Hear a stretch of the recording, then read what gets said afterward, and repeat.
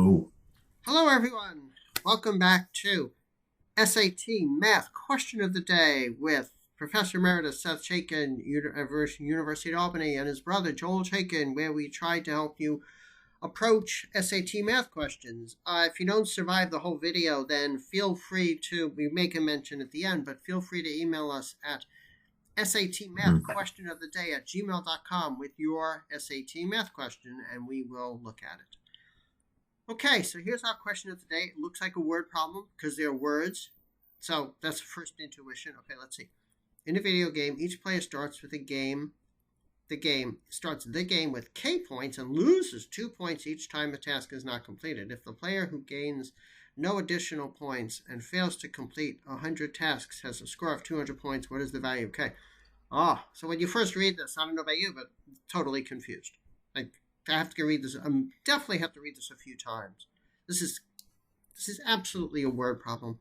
Oh God! So, Isn't it the sort of word problem that we learn to translate into an algebra problem? Yeah, but first we have to understand it, and I'm not at that point yet. Okay. So that means I have to read it again. In a video game, I'm going to draw a little. Each player starts with each player starts with K points. Oops. Each player starts with K points and loses 2 each time a task is not completed. If a player who gains no additional points and fails to complete 100 tasks. If a player who gains no additional points and fails to complete 100 tasks has a score, do you see what to do? I'm still lost. I think so. Okay. Yeah.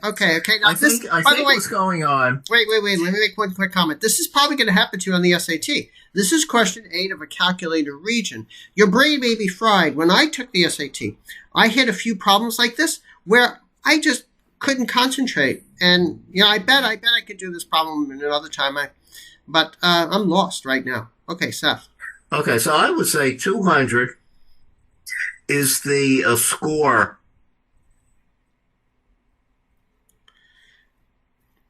at the end of the game. And what does it say? Well, presumably the game starts with the score of the game.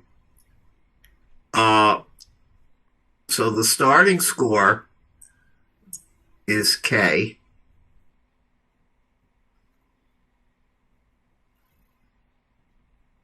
Yeah, now I know how to do it. Right. Now I know how to do it. Okay. Right. Then what? You lose 2 points for each, let's call it N. And what is number of tasks. Number of tasks not completed. Right. So I use N for N, the number of. Yeah, you don't have to write it. Tasks not completed. It's already there. So the rule is you start with K, with a score of K. You lose 2 points for each of the tasks not completed. And then the score of the player is also is affected by is determined by this rule, plus the rule that there's no additional points. Right. So so nothing is added to this. And then at the end of the game, right, you get 200 points. Right. Yeah, so you just saw that. Put in it for 100. Now they told you. The fails to complete 100 tasks. So 100 is the number of tasks not completed. Right. Which is N. Yeah. Right? So all you have to do is substitute N into there, substitute for n, what it tells you, 2 times 100. 2 times n, substitute 100 for n, we get 2 times 100. And the problem was the value of k. All right. Right. Yeah. So here's the equation. 200 equals k minus 2 times 100. Right? Right. And your problem is it's a minus sign there, and you want to solve for k. Right? So, could you do it? Yeah. So it's just you just 200 plus 200 is equal to k, because this is 200. You add 200 to both sides. Yeah. K is 400. Yeah. Okay. Yeah. I think we got it. Right. So while you were just starting to introduce it, it gave me a second to digest it. And yeah, it says, so something tells me that most people are not going to do it this formally. They're just going to do it in their head. Well, if you could do it in your head, that depends on whether you could do it accurately in your head. That determines whether you'll get the Right. score right. I mean, I think if you could do it accurately in your head, then you could end up answering the question correctly more quickly. right. But Right. if your brain is fried and you can't do it very accurately in your head, then you could still get the right answer if you do it more accurately, a little bit slower, by translating words into algebra, Right. which is like they teach in school.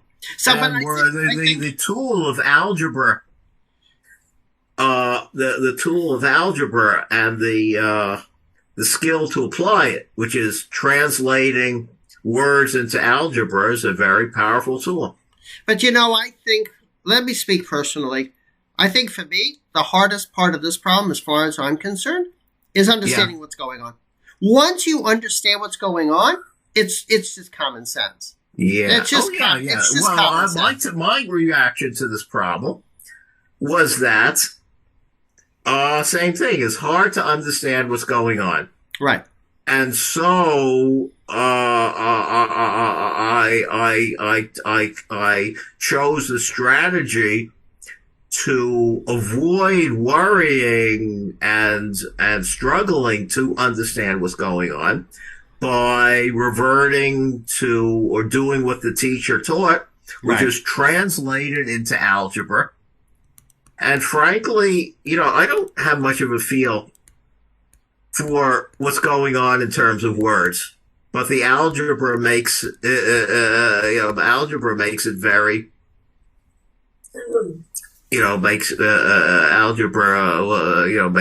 translates this into a form where you could apply mechanical rules. Right. I absolutely, totally agree with you. There is a specific class of problems that come up on standardized tests that have means and averages. Like, for example, if you want your average to be 75 and you have the following test, what does your next test have to be? Yeah. If you translate that into, if you let the algebra do the thing walking, and you write those equations down, it's really it's so much easier. Actually, it's really let algebra do the thinking, not the walking. Let algebra in many problems. Well, it's another challenge in this problem. I think with what they did was use different. They used different combinations of words in two places for the same thing. Oh yeah. Right. So wow, we're really doing an in-depth analysis. Each time a task is not completed.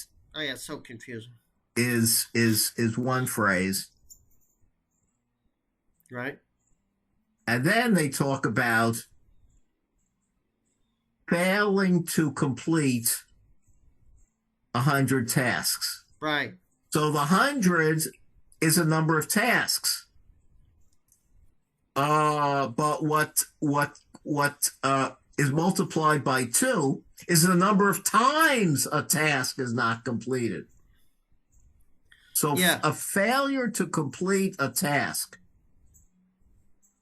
is in this problem the same thing as a time a task is not completed. Right.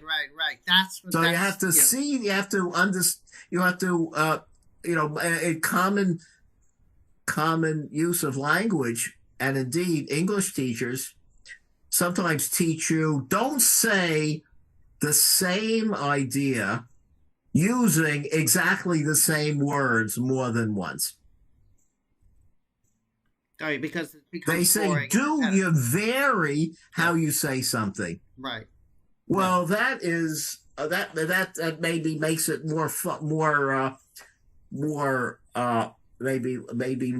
makes it more attractive to read as literature, but it throws a monkey wrench into formulating the problem in mathematical terms, Right. when it's a mathematical problem. Yeah. So what I think was confusing about the wording of the problem is that the quantity involved, which they tell you is 100, is described two different ways. Right. Yeah. And you have to realize that those two different ways to characterize the quantity that they tell you is 100 are really the same thing. Right. Yeah, that's probably what threw me. Yeah, me too. So, yeah. So again, I mean, my takeaway with this is spend your time understanding the story. It's a little novel. And in this particular case, I think once you understand the story, you just multiply 2 times 100 and you add 2. Yeah. And you add to 200 and you get the answer to 400. It's common sense. But if you can't, if the common sense doesn't occur to you, then it's good to go to the rigor, to the tools, the hammer, the tools of algebra, and translate English into math, and then you let the algebra do the thinking for you, and then you get the answer. And you have to make an executive decision. Can you handle this using common sense, and it's obvious what the answer is, or do you have to go to write some algebra equation, and that's a decision you have to make on the fly.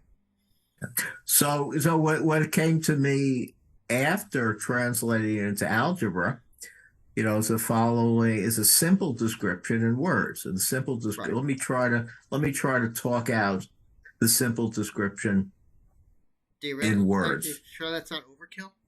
No. Let me just try it. The value of k is the number of points that the player starts with. During the game, the player loses 200 points. And after losing 200 points, the player has 400 points. I'm sorry. After losing 200 points, the player has 200 points left. Right, yeah. So how many points must the player have started with? Well, whatever, it's 400. Right.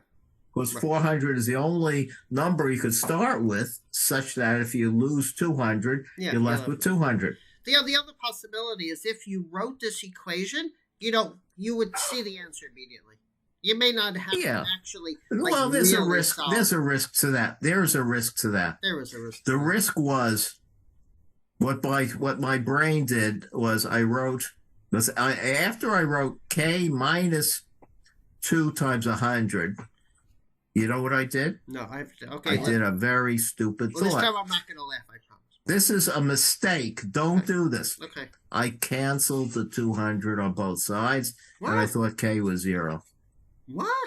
I did that. That was a step that my mind took, and I avoided embarrassment by just before solving for k. I realized, yeah. Wow. That would have been embarrassing. That would have been bad. That would have been embarrassing. Yeah. Right. Okay. So I think. Oh, now don't forget, this is a calculated question. I doubt calculator is really worth it here. I mean, by the time you type 2 times 100 in a calculator to get 200, you might as well just do that in your head. This doesn't. Well, I think that we just if you're studying for the SAT, it would be a good idea to change your habit. If your habit is, well, 2 times 100, get the calculator. You'll end up, doing it a lot faster if you fall into the habit of, obvious thing. The thing is, some arithmetic calculations, because there's zeros. If there's zeros in the numeral, they become really, really obvious.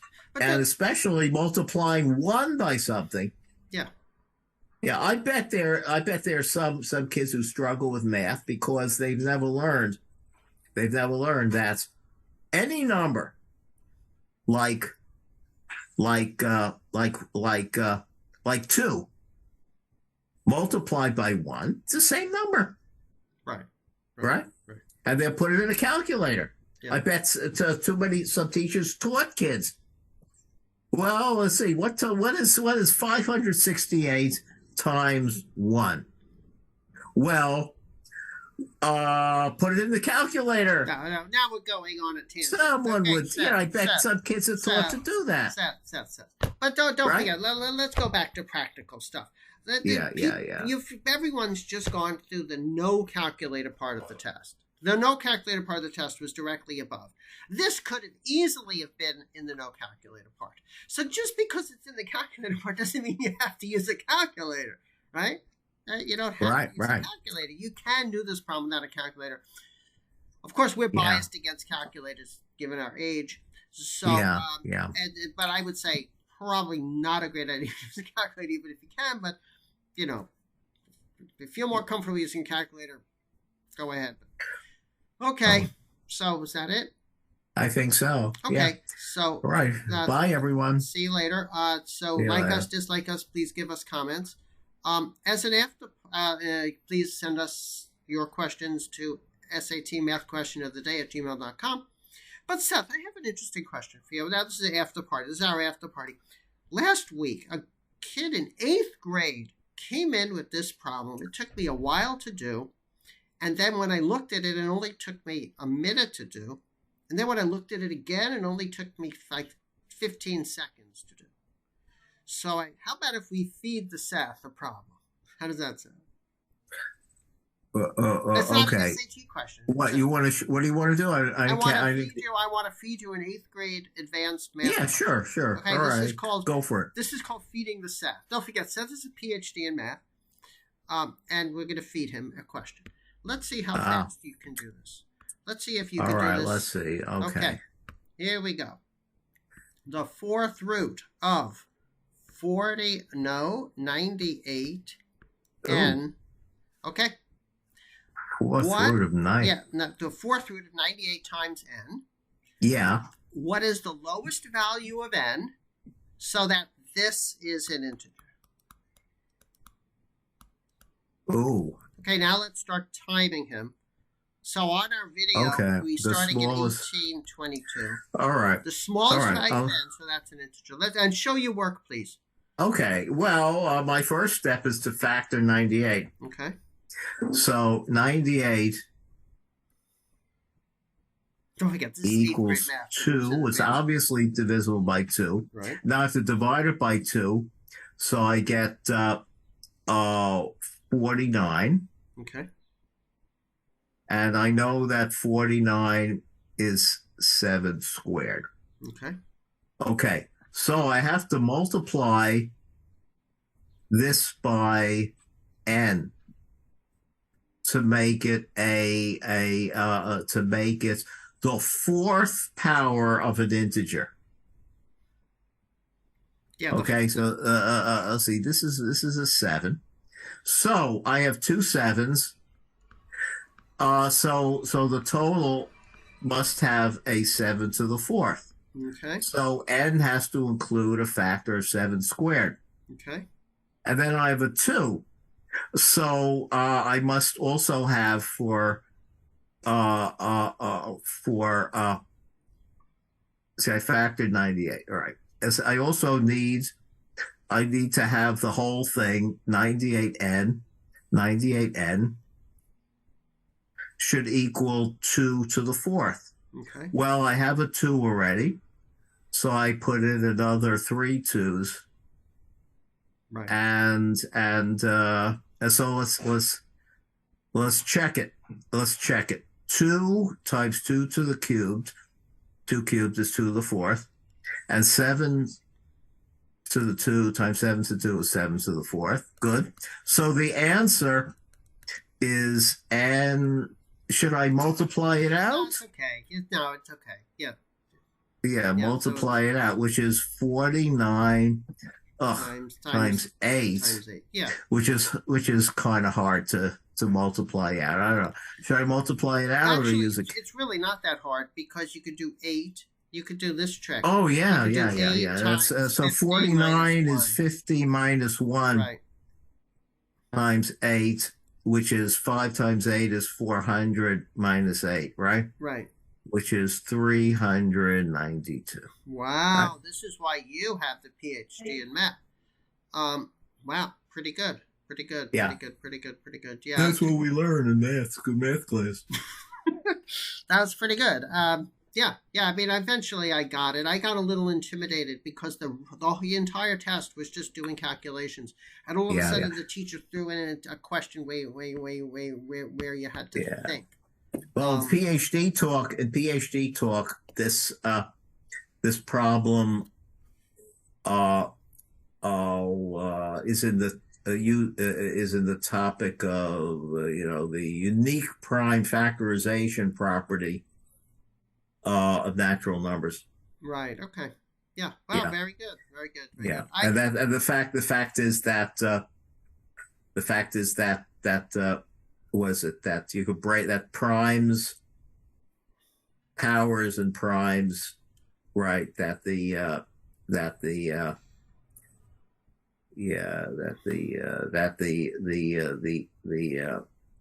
nth root, the only powers of a prime whose fourth roots are integers are powers that are multiples of 4. Right. So, right. But I thought this question brings up a really interesting problem-solving technique, which comes up a lot in geometry. And Seth, you used it. Is you do the problem backwards. That's exactly how Seth did it, and this is exactly what you should look at. You do the problem backwards. You have a 7 squared and a 2, and this is what you need. You need the answer to be 7 to the 4th, 2 to the 4th. This is backwards. This is the answer. Right. So what I did was I thought of, here's the problem. You want to find n. Right. Let's see what's going on. It's 4th root, right? I want to find n. So what I did was put an empty space, right, or what n would be, and this has to be, and the condition is we want to fill in this space with the smallest integer, such that this thing, is a natural number. Well, yeah, and the thing is, though, it's helpful to actually write that natural number in. It's helpful to start. No, we don't answer. Know what it is. We don't know what it is. Yeah. 7 but very quickly, within a few seconds, you realize that it has to be 7 to the 4th, 2 to the 4th. That's going to be the answer. Well, that's only after, I could see that only after factoring 98. Well, of course. Yeah. So instead of thinking of n, instead of thinking of solving for little n, what I did was figure out how to fill in a factorization, a factored number. Fill in a product of factors, so that combined with the factors of 98, I'd have I'd have a number that is a 4th power of integers. Right, but that's my point. You have to have this number in your head, which means you have to have the answer. No, you don't. No, No, you don't no, know that number. no, no, I no. I couldn't. don't You need couldn't the figure answer that for out. that. You can't figure that out Seth. until you know what to put in here. No, no, no. You need to know what you're going to be taking the fourth root of Yeah, to yeah, get. yeah. You need to have this. You What need. I needed was uh 98n equals I'm making it a little smaller. Hold on. Okay, go ahead. 90. I needed to, but right, 98n as one prime to some power. So a one prime. Uh, one prime to the fourth times another prime Right. to the fourth Yeah. times a third prime perhaps to the fourth, where the primes are not necessarily distinct. Okay. So I needed you're making it. to express 98 as fourth powers, Right. right? So the problem is you want 98n needs to be some k to the fourth.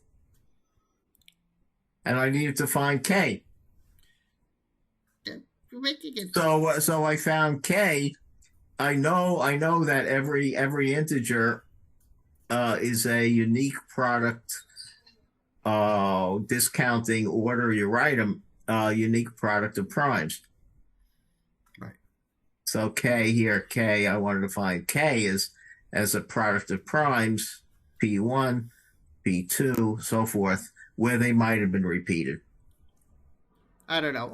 You're using all these words. It's just that once you realize that it's 7 squared, once you realize that it's 7 squared times 2, and this is your goal. Right. This is your goal. Yeah. Well, as soon as you see you have this. Yeah. This is your goal, which means you need 7 squared 2 cubed. Yeah. Right? Well, you needed to realize that you have to increase 2. Yeah. You increase the square just enough to make it 4. Right, of course, right. And then you have the power of 2, which is 1. Right. You have to increase this 1 just enough to get a 4. Right. Yeah. So it's so thinking, you're right. Yeah. So you realize that 4 is the smallest multiple of 4. That's right. That is greater than or equal to 2. Right. Yeah. And 4 is also the greatest multiple of 1. That's is also the smallest multiple of 1. That's a multiple of 4. Yeah, you just look at it. You fill it in. You look at it. Now, okay, so let me ask you the last question before we go. Last question. 8th grade. Would you have been able to do this? And now Seth skipped 8th grade because he went to school in the city. I don't know why you never really. No, I didn't skip 8th grade. You didn't skip 8th grade? No. Okay, fine. 8th grade. I did 8th grade in junior high. Okay, 8th grade. What do you think? You would have done this in 8th grade? Put yourself in 8th grade. Let me think. Prime factorization. I think we would have. Really? Cool. But I don't recall having problems in 8th grade that were this subtle. Yeah. Don't forget, this is in its super advanced 8th grade. So if most people are watching this year in 11th grade. So, and probably for some 11th graders, this is a challenging question. Yeah. Okay. Anyway, my take on it is that it's helpful to do sometimes, particularly in geometry problems, do them backwards. Can't get the goal in mind and then work toward that goal. Right. Yeah. I don't know if you remember, Seth, but whenever I did puzzles, remember we used to have those mazes? As kids, I would do those mazes. I would always start at the back. Now, is that cheating? I didn't think that was cheating because you got to go through the maze. If you start from the back, you start from the back. But I always found it helpful to start from the back in mazes. Yeah. I don't know. Well, maybe that's because of the way the maze creator designed the maze. Maybe maze designers purposely try to make working with the beginning of the maze harder than the end. Yeah, but But just then, keep of that in course, mind. what you might do is, a person might make a maze and label one spot as the beginning, and then rewrite it and just change it so that the spot that's the end is called the beginning. Right. Yeah. Okay. So anyway, thanks, Seth. That was pretty good. Okay. Well, did you ever play with mazes in which uh in which in which you were to determine whether it had a solution at all? No, are you Maybe kidding the me? maze was given so No, that there's no way to get from the start to the end. No. I never had anything that challenging. That would have been Yeah. too hard. So, okay, Yeah. everyone. So we're done. Yeah. Of course, the strategy for mazes. Okay. What's the strategy? You just fill in everywhere you can get to. Oh, right, and then eventually you get there. Yeah. Yeah. If You fill in everything you can get to and draw little arrows about how you can get to them. Right. It may not give you the shortest. Right. But if you do it in a breadth first manner, then you get the shortest distance. It's easy to do on paper. Yeah. Okay. So I guess having a great day. Okay. And we'll see you tomorrow. You have a great day too. Okay. Have Thanks fun. a lot. Take care, everyone. Bye bye.